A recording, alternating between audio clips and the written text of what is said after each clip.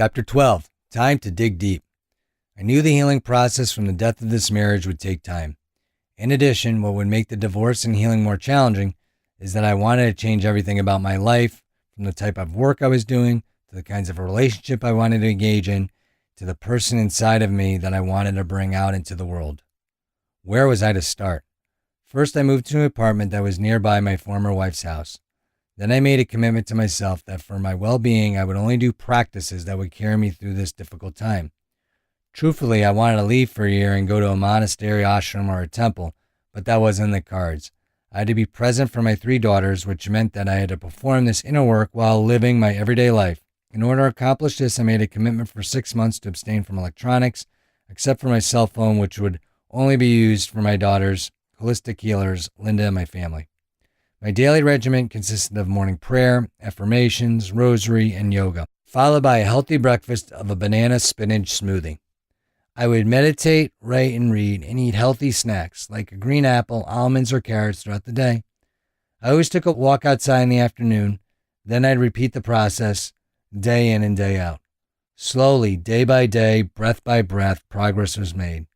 2 steps forward, 1 back. 2 forward, 2 back. 2 forward, 1 back. Every day, words poured from my heart like these. Thankful for my heart. I love my heart. Heart beats in rhythm. Heart leads us our way. Listen to your heart. Heart is your intuition. My life is a path of heart. Thankful for forgiveness. Forgiveness sets us free. Forgiveness is a teacher. Forgiveness is love. We need to forgive ourselves. We need to forgive others. Forgiveness is an act of surrendering. God forgives. Forgive, forgive, forgive. Love yourself. Love yourself. Know yourself. Be yourself. Bring yourself to the world. Lost. I'm lost. Don't know what to do, where to go. I'm scared. What steps to take? Help me find my way. Humble man. The lessons of life have humbled me. Life has opened my heart. In order for it to be opened, it had to be crushed. Hearts cannot be broken, only egos can. As I look out my window, I see gray and rain, but look at it with new eyes. How grateful and thankful for today. Live in the present. Spread love and light today. A humble man. On Christmas morning, I woke up in my apartment alone. I missed not having my girls and my dog. Still, I knew that despite this, I wasn't alone at all.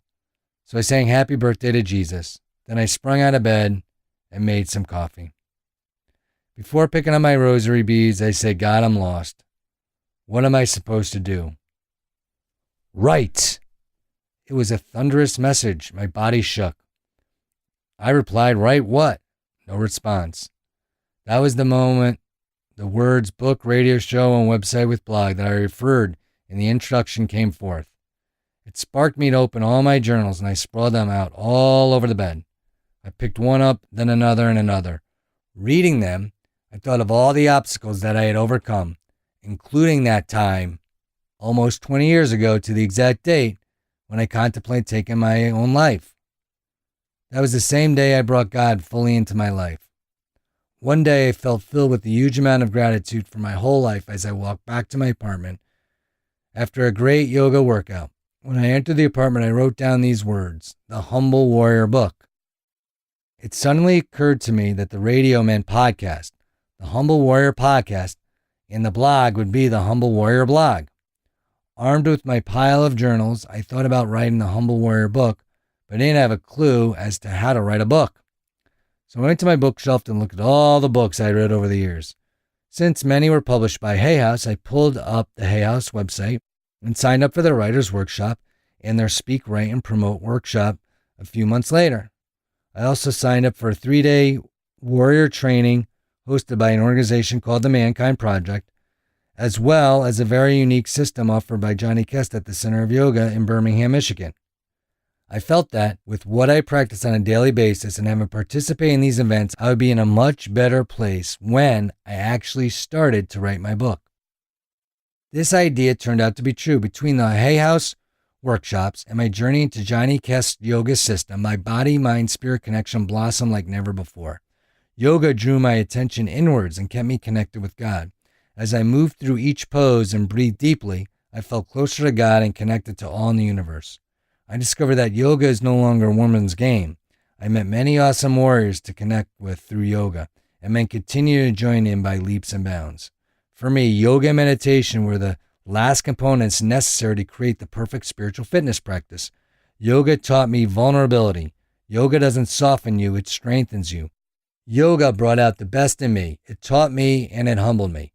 Another benefit was that I got to be part of a yoga community which supercharged my growth.